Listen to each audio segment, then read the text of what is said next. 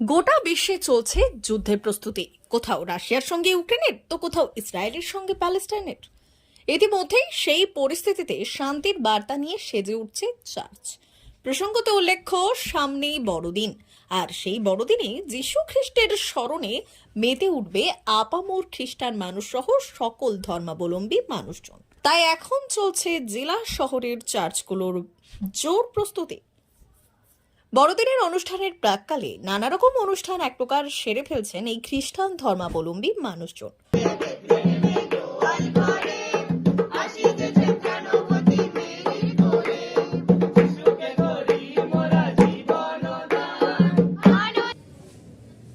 কোথাও চলছে গানের প্রস্তুতি, তো কোথাও আবার ঝাড়পোঁছ সহ জোর তৎপরতা।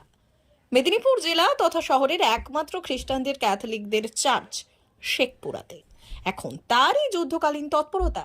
উল্লেখ্য, এই চার্চ প্রায় ১.৫ শতাধিক বছরের পুরানো। এই চার্চ ঘিরে বড়দিনকে কেন্দ্র করে উৎসব মুখর হয়ে ওঠে প্রতি বছর। আগামী ২৫শে ডিসেম্বরের আগের দিন ২৪শে ডিসেম্বর রাত্রি ১২টার পর শুরু হয় বিশেষ অনুষ্ঠান ক্যারল। সেই ক্যারলের মধ্য দিয়ে যিশুকে আহ্বান করেন এক খ্রিস্টান ধর্মাবলম্বী মানুষজন। এরপর ২৫ তারিখ বড়দিনের বিরাট অনুষ্ঠান। তারপর দীর্ঘ ৭ দিন ব্যাপী চলে চার্চ স্কুলের মাঠে বড়দিনের মেলা, যে মেলায় নাগরদোলা, ডিস্কোকার, মিকি মাউস, ফুচকা, আইসক্রিম, ঘুগনি স্টল সহ বাড়ি সাজাবার আসবাবপত্রের স্টল নিয়ে হাজির হন শতাধিক ব্যবসাদার মানুষজন।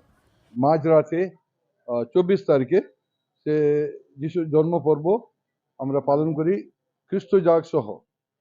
আর তারপরে সকালবেলায় আমাদের খ্রিস্ট জাগ হবে ৭:৩০টার সময়। আর এই দুটো খ্রিস্ট জাগে আমরা যিশুর জন্ম পর্বের তাৎপর্য লোকদের বুঝাই। যীশু খ্রিস্ট জগতের জন্য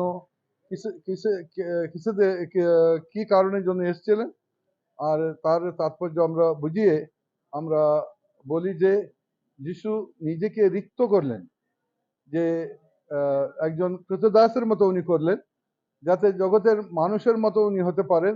মেলায় সেই সময় জিনিস কিনতে ভিড় জমান অসংখ্য মানুষ।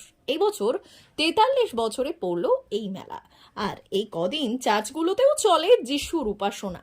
এই চার্চ সাজিয়ে রাখা হয়েছে যিশুর জন্ম থেকে মৃত্যু পর্যন্ত জীবনাদর্শী এবং যিশু কি চেয়েছিলেন এই জগতের জন্য, তাও বারে বারে মনে করিয়ে দেন খ্রিস্টান মানুষজন।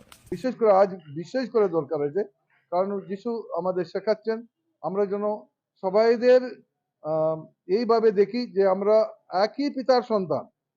আমাদের স্বর্গস্থ পিতা এক, আমাদের সবাইদের উনি সৃষ্টি করেছেন, তার মধ্যে কোনো পক্ষপাত নেই। উনি চান সবাই যেন মুক্তি পায়, জীবন পায়।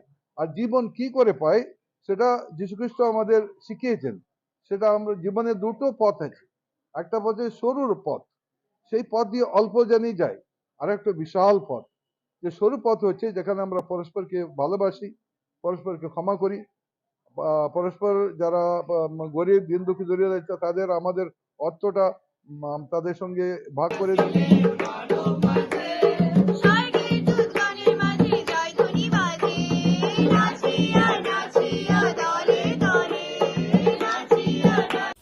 D news, Medinipur.